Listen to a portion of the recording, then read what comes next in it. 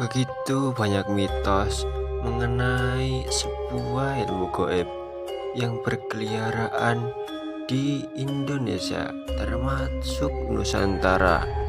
Bahkan saking kentalnya pemahaman soal mistis ini, kiranya Indonesia menjadi negara yang kaya akan budaya mistis.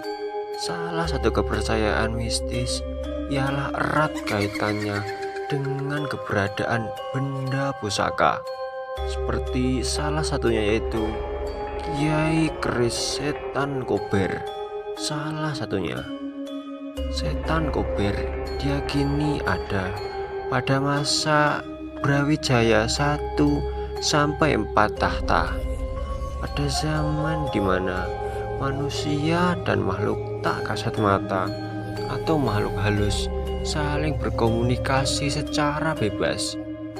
Wahyu di zaman para dewa menjadikan masa waktu itu disebut kejawen Jawi, yang mengedepankan makna keluhuran bagi umat manusia.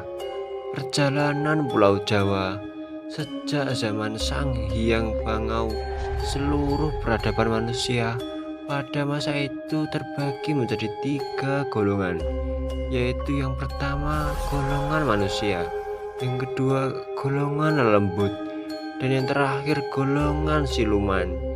Dari seluruh golongan ini akhirnya terpecah menjadi 2 bagian, yaitu aliran putih dan juga aliran hitam. Kisah terbaginya golongan ini pada akhirnya mendatangkan peperangan hingga turun sampai ke zaman di mana Wali Songo dilahirkan. Dari sekian banyak pengguna aliran ilmu hitam, hadirlah Setan Kober, sosok setengah siluman atau bisa dikatakan jin yang banyak membawa risalah pertumpahan darah bagi seluruh umat manusia.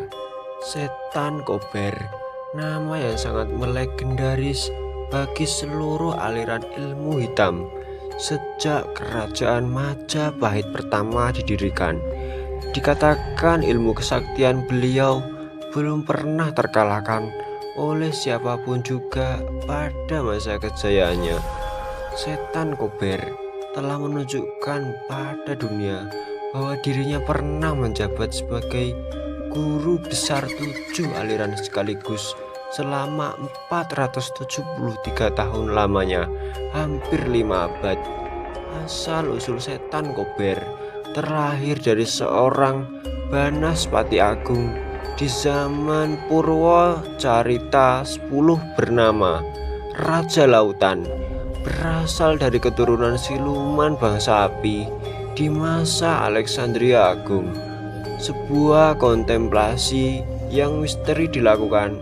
Ternyata Setan Kober mempunyai tempat tinggal selayaknya manusia pada umumnya, namun yaitu di dalam hutan Panji perbatasan antara Jibogo, Benda Karep. Pemahaman ini juga pernah tersirat dalam bukunya Raden Ajeng Suladiningrat 10 yang berjudul Babat Tanah Cirebon, bercerita tentang rumah Setan Kober. Hampir keseluruhan bangunannya terbuat dari tulang belulang binatang dan tulang belulang manusia. Yang di belakang rumahnya berdiri kokoh satu pendopo yang terbuat dari beraneka macam tulang macan, tulang kujang, tulang kerbau, dan juga tulang singa. Dikisahkan Setan Kober banyak menghabiskan waktunya di pendopo untuk mengajarkan berbagai macam ilmu kepada muridnya yang berasal dari beragam golongan. Dan bila waktu senggang, Setan Kober banyak mengarahkan waktunya untuk menciptakan bilahan keris sakti mandraguna. Dan konon katanya hingga saat ini keris Setan Kober banyak dimiliki penganut para ilmu gaib. Keris asli buatan tangan Setan Kober ia berkaitan pada Pangeran Arya Panangsang sebelum dirinya terbunuh oleh Joko Tingkir pada Perang Gerilya Indonesia. Akhirnya keris ini diberikan kepada Pangeran Diponegoro dan baru muncul kembali setelah sekian lama menghilang di tahun 2007. Kini keris ini masih dilestarikan sebagai sarana derajat dan pemilihan seorang pemimpin. Bahkan di masa Brawijaya kelima, Setan Kober kerap menjadi ahli strategi perang Istana Majapahit dalam mengalahkan ratusan panglima pilihan seluruh kerajaan yang ada di belahan seluruh dunia. Itulah tadi kisah sepenggal tentang Setan Kober. Semoga kita bisa selalu mengambil sisi baik dari seluruh cerita dari Nusantara, termasuk Setan Kober tersebut.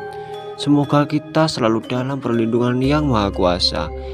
Tentunya jika kalian suka tentang konten video ini, jangan lupa support channel ini dengan cara like dan subscribe.